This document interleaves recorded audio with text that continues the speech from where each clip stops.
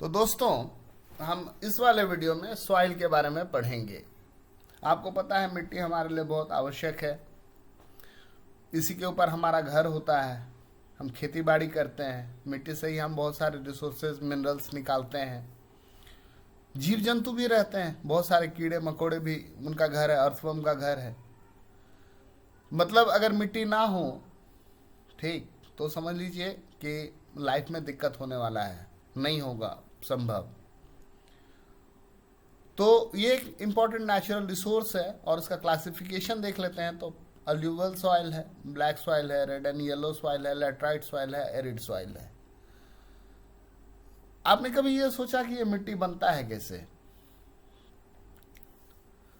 Class 7th 8th 9th इस सब में हम लोग पढ़ते हैं फॉर्मेशन ऑफ सॉइल। कहीं ना कहीं मेंशन करते हैं बुक में कि पेरेंट रॉक है। पेरेंट रॉक जो है उसका अलग अलग कंपोजिशन है, कलर है, केमिकल कंपोजिशन है, अलग अलग टेरिन में है। कहीं पे ढलान है, कहीं पे कुछ है, कहीं पे पानी बह रहा है। किसी न किसी रीजन से ये टूटता है, चाहे वो टेम्परेचर हो, वाटर फ्लो हो, एनिमल मूवमेंट हो, ह्यूमन एक्टिविटी हो, नेचुरल कैलामिटीज हो। ठीक है, सिंपल बात है, कोई भी मूविंग चीज जो है ना वो तोड़ता है रॉक को। वो मूविंग कुछ भी हो सकता है, moving air, moving water, moving ice, moving animal या ह्यूमन एक्टिविटी। और टेम्परेचर का फ्लक्चुएशन से भी टूटता है। बहुत ज्यादा गर्मी हुआ, गर्म होने से चीज फैलता है, रात में फिर उतना ही ठंडा हो गया, उसके अंदर पानी गया, वो जम गया, बर्फ बन गया, और वो बर्फ बन गया और उसमें दरार लाता जाएगा, टूटेगा, टूट करके गिरेगा, छोटा छोटा पीस में बटेगा, है ना। और फिर उसी में जब एनिमल और प्लांट वेस्ट मिल जाएगा, जिसको ह्यूमस बोलते हैं, सॉइल बन गया। सॉइल का लेयर दर लेयर बनता गया। हाँ, ये थीम है। Top soil with humus and vegetation आप देख रहे हैं। सब soil with sand and slit and clay. उसके नीचे वाला जो है विदर्ड रॉक मटेरियल है, और सबसे नीचे अगर आप देखिएगा तो पेरेंट रॉक है। अलूवल सॉइल के बारे में बात करते हैं। Alluvial soils are soils deposited by surface water. You will find them along rivers, in floodplains, बाढ़ वाले मैदानों में, डेल्टाज में मिलेंगे, stream terraces में, areas called alluvial fans. The last category result from larger floods, causing the soil to spread out in the shape of a triangular fan. और ये दो तरीके का है alluvial soil, एक होता है खादड़, एक होता है बांगड़। जो नया वाला है वो ज़्यादा उपजाऊ है तो वो खादड़ कहलाता है, पुराना पड़ गया तो वो बांगड़, उसमें कम उपज है। और ये अल्यूवल सॉइल जो इसमें हर चीज़ की खेती हो सकती है, कोई भी चीज़ जो है वो खूब अच्छे से उगेगा। ब्लैक सॉइल, अपने इंडिया में अगर बात करें तो ब्लैक सॉइल जो है वो साउथ में मिलता है, गुजरात रीजन में, और कॉटन के लिए बहुत सुटेबल है। Black soils are mineral soils which have a black surface horizon enriched with organic carbon that is at least 25 cm deep. Red and yellow soil, red soil जो है ये कर्नाटका रीजन में है, और बेसिकली रेड सॉइल जो है इसको laterite soil भी बोलते हैं। और ये जो कॉफी है ना, कॉफी के प्लांटेशन के लिए बहुत बेस्ट है। और इसमें बेसिकली क्या है कि आयरन का कंपाउंड सब मिला हुआ है।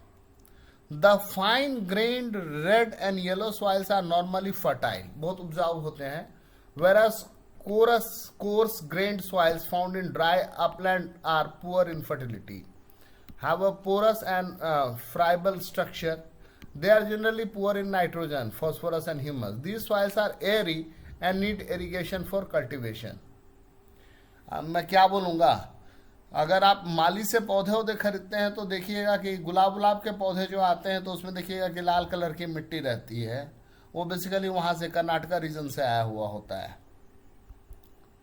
Laterite soil, laterite soil develops in area with high temperature and heavy rainfall, जहाँ टेम्परेचर बहुत ज़्यादा हो और रेनफॉल भी बहुत ज़्यादा हो। Humus content of the soil is low sorry, because most of the microorganisms, particularly the decomposer like bacteria, get destroyed due to high temperature. Laterite soils are suitable for cultivation with adequate doses of manures and fertilizers. Arid soil. Arid soil जो है वो desert region में होगा या semi desert area में होगा और उसका कलर जो है वो वेरी करता है red to brown. The soil has sandy texture and salinity. थोड़ा सा नमकीन भी है, नमक का कंटेंट भी है.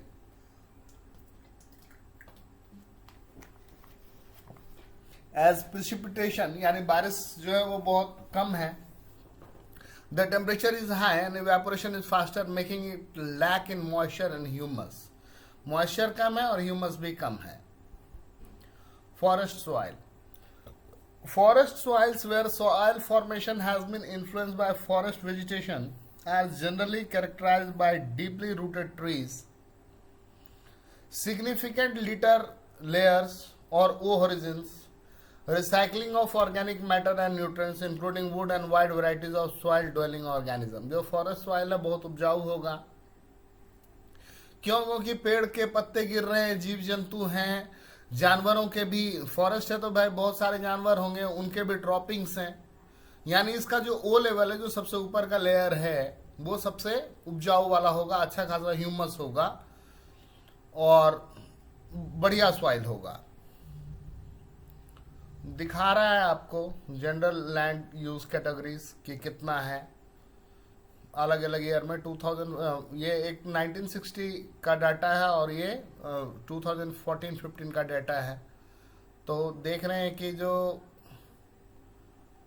नॉन एग्रीकल्चरल यूज वाला एरिया जो है उसमें हम देख रहे हैं शिफ्ट है. फॉरेस्ट में भी देख रहे हैं कि कमी आई है और सो ऑन करके आप देखिए, इसको लगाइए, इसमें क्या आप इससे एनालिसिस निकाल सकते हैं.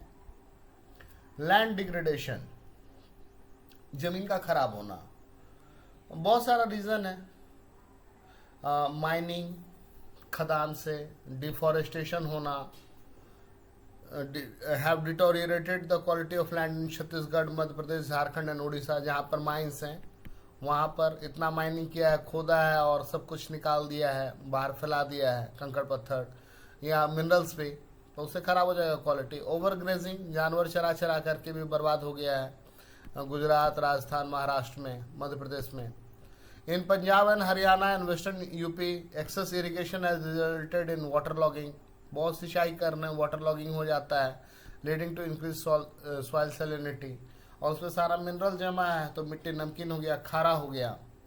और बहुत ज़्यादा इंडस्ट्रियल एफ्लुएंट्स, फर्टिलाइजर, पेस्टिसाइड ये डाल करके भी लैंड को बर्बाद किया. तो ये सारा रीजन है लैंड डिग्रेडेशन होने का. कॉजेस क्या है?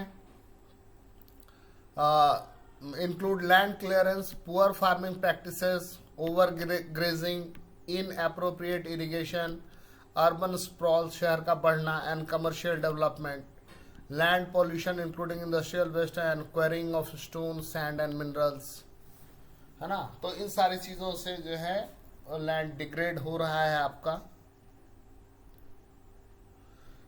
कैसे आप इसको रोकोगे? तो एफॉरेस्टेशन करके पेड़ लगाइए, प्रॉपर मैनेजमेंट कीजिए, ग्रेजिंग का, ओवर ग्रेजिंग को रोकिए, शेल्टर बेल्ट्स बनाइए प्लांट्स का, स्टेबलाइजेशन कीजिए सैंड ड्यून्स का, ताकि हवा में रेत जो उड़ करके हर जगह ना फैले, हर जगह डेजर्टिफिकेशन ना हो. माइनिंग एक्टिविटीज को भी कंट्रोल कीजिए. जो इफ्लुएंट हैं इंडस्ट्रियल वेस्ट, उसका अच्छा से ट्रीटमेंट कीजिए. और जो वेस्ट लैंड है उसका आप प्रॉपर तरीके से मैनेजमेंट कीजिए और इस तरीके से आप लैंड डिग्रेडेशन को कंट्रोल कर सकते हैं. That's it. Thank you friends.